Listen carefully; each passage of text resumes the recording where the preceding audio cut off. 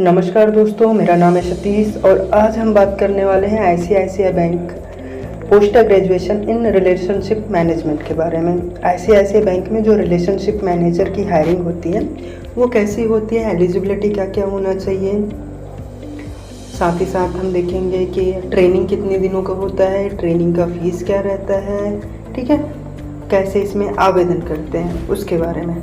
ठीक है, तो चलिए वीडियो को करते हैं स्टार्ट। तो ये आईसीआईसीआई बैंक का फर्स्ट पेज है। हम जाते हैं सेकंड पेज में, देखते हैं क्या होता है। तो सबसे पहले हम जानेंगे आईसीआईसीआई बैंक है क्या। तो आईसीआईसीआई बैंक है इंडिया का सेकंड लार्जेस्ट, इंडिया का जो है भारत का सबसे दूसरा बड़ा बैंक है।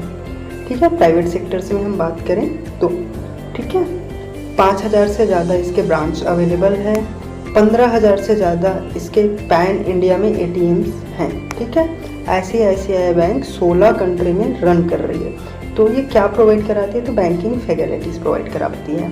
ठीक है, आगे हम देखते हैं post graduation in relationship management में डेजिग्नेशन पोजीशन क्या मिलता है उसके बारे में। ठीक है, तो इसमें आवेदन करने के बाद, ठीक है, आवेदन करने के बाद इसमें जो सिलेक्शन होगा वो होगा एप्टीट्यूड टेस्ट तथा पैनल इंटरव्यू के माध्यम से।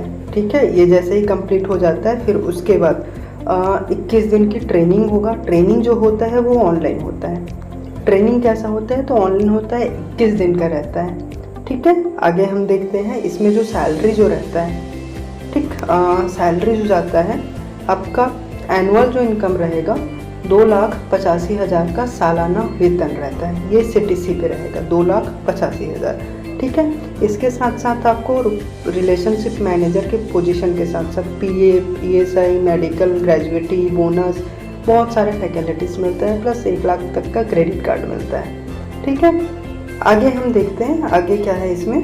तो आगे जैसे कि दिया हुआ है ये पॉइंट, तो ये चैप्टर्स आप पढ़ सकते हैं। मैं बात करता हूँ आगे एलिजिबिलिटी के, क्योंकि ये सबसे ज़्यादा ध्यान देने वाली बातें हैं। ज़्यादातर कैंडिडेट जो रिजेक्ट होते हैं तो एलिजिबिलिटी में ही होते हैं।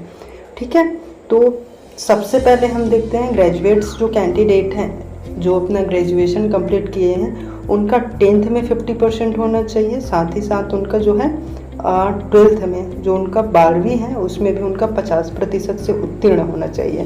प्लस उसके साथ साथ जो उनका ग्रेजुएशन है वो भी 50% के साथ उत्तीर्ण होना चाहिए। ठीक है, तो 10th, 12th प्लस ग्रेजुएशन में 50% अबोव होना चाहिए। ठीक है, प्लस इसके साथ साथ आपका जो ग्रेजुएशन है, ठीक है, वो रेगुलर होना चाहिए, रेगुलर होना ही चाहिए, फुल टाइम। अगर आपने प्राइवेट किया है तो आप इसमें आवेदन नहीं करेंगे। ठीक है, क्योंकि प्राइवेट्स को ये नहीं लेते। जिनका ग्रेजुएशन फुल टाइम है, रेगुलर है, वही इसमें आवेदन कर सकते हैं। साथ ही साथ जिनका ग्रेजुएशन जो है, ठीक है, ग्रेजुएशन जो है प्लेन है, जैसे कि माना के चलिए बीएससी है, बीए है, ठीक है, तो ऐसे कैंडिडेट उसमें आवेदन कर सकते हैं जो नॉन टेक्निकल में आते हैं। जो टेक्निकल है जैसे कि बीटेक हो गया, ठीक है, तो ये सारे चीज़ उसमें आवेदन नहीं कर सकते हैं। ठीक, जिनका नॉन टेक्निकल ग्रेजुएशन है वही आवेदन कर सकते हैं। साथ साथ इसमें क्या रहता है, प्लस इसके साथ साथ जिसका ग्रेजुएशन 10th 12th है, ग्रेजुएशन के बीच में 1 ईयर से अधिक गैप नहीं होना चाहिए। ठीक है, 10th 12th प्लस ग्रेजुएशन ये पूरा रेगुलर होना चाहिए। 1 साल से अधिक गैप नहीं होना चाहिए। अगर 1 साल से अधिक गैप है, 12th के बाद आपने मान के चलिए ITI किया है 2 इयर्स का या फिर कुछ और किए हैं, तो आप इसके लिए एलिजिबल नहीं हैं।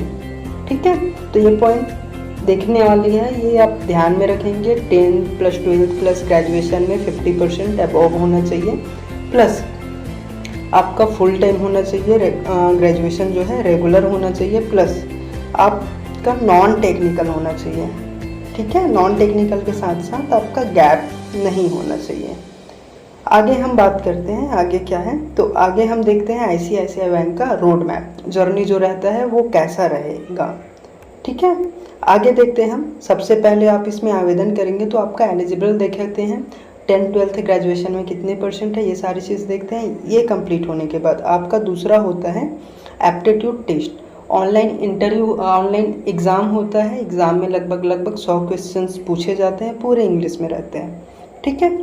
ये कंप्लीट होने के बाद आपका इंटरव्यू होता है। इंटरव्यू जो रहता है वो वीडियो कॉल के माध्यम से होता है। आपको क्वेश्चंस पूछेंगे, उनका आंसर देना रहता है, ठीक है। उसके बाद आपका सिलेक्शन होगा। सिलेक्शन के बाद इनरोलमेंट पे आता है आपका। इनरोलमेंट होने के बाद आप फ़ीस पेमेंट करेंगे। इसका फ़ीस कितना रहता है उस पर हम बात करेंगे आगे। इनरोलमेंट कंप्लीट होने के बाद फ़ीस पेमेंट के बाद आपका ऑनलाइन 21 दिनों का ट्रेनिंग होता है, ठीक है। अब ट्रेनिंग पे ये क्वेश्चन आता है, सर ट्रेनिंग कितने दिनों का होता है? तो 21 डेज़ का होता है। सर ट्रेनिंग का टाइमिंग क्या रहता है? तो ट्रेनिंग का टाइमिंग जो रहता है सुबह 9 बजे से लेकर शाम 6 बजे तक। जो बैंक का टाइम रहता है वही ट्रेनिंग का टाइम रहता है, ठीक है। ये कंप्लीट होने के बाद आपका ऑफ़र लेटर आता है। ऑफ़र लेटर आने के बाद आप बन जाते हैं प्रोफेशनल बैंकर, ठीक है। आगे इसमें हम बात करते हैं फ़ीस वगैरह का, और साथ ही साथ हम देखते हैं आपका जो 21 डे का ट्रेनिंग है उसमें आप क्या क्या पढ़ेंगे। तो ये सारे चीज़ मेंशन हैं, आप पढ़ सकते हैं, ठीक है। मैं आगे बात करता हूँ इसका फ़ीस क्या रहता है। तो फ़ीस मैंने यहाँ पे हम देख सकते हैं मेंशन किया गया है, ठीक है। तो फ़ीस जो है वो है 42,000 रुपये प्लस GST।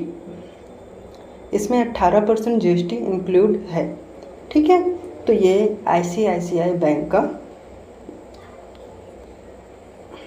तो ये है ICICI बैंक का PGPRM का जानकारी। उम्मीद है मैं आपको ICICI बैंक में जो हायरिंग होती है रिलेशनशिप मैनेजर का, उसके बारे में मैं अच्छे से बता पाया हूँगा। अधिक जानकारी के लिए आप हमारे दिए गए नंबर पे कांटेक्ट कर सकते हैं। Thank you.